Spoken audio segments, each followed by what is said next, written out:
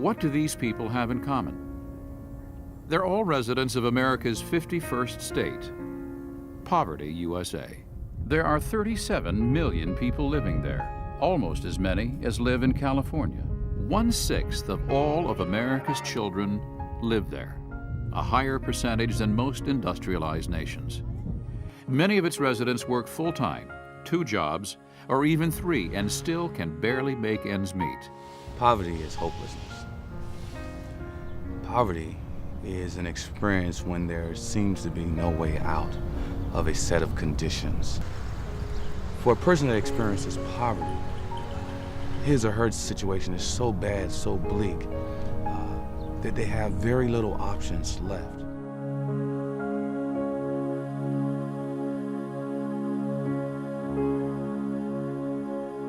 There's always been a human impulse to extend a helping hand to the poor, but it is not as common to work with them to overcome poverty for a lifetime. Yet that is a ministry with biblical roots. Jesus' ministry was a ministry in which he moved along and among the people. He didn't ask them where they lived. He didn't ask them what their financial background was. He simply asked them, would they be made whole? If you were blind, he would make them see. If they were hungry, he would feed them. And so we are compelled to do the same thing. Often these programs are run by small local churches and other groups. Their funds are tight, and crucial support comes from national organizations like the Catholic Campaign for Human Development. Founded in 1970, the campaign has been a leader in developing this kind of innovative self-help program. The campaign has funded more than 4,000 programs over the years, distributing more than $270 million. I think the poor themselves know what they need. It's just that they're often lacking the resources in order to respond to the problems that they face. So we help people with issues like affordable housing, with issues like health care, with issues like getting jobs that pay a living wage, and we try to get them to work with one another and with the people in our local communities to change the situation and to make things better, not just for themselves, but for the entire community. One of the most powerful forces in Camden today is Camden Churches Organized for People.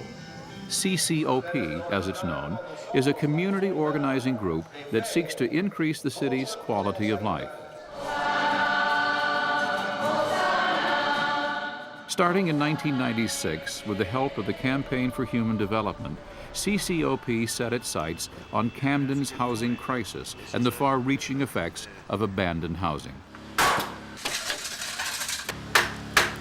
This is their house, their home, and that is a really important sort of social factor of home ownership. It allows us a sense of permanence. Transformations like these show the power of grassroots action and the importance of empowerment in stopping the cycle of poverty.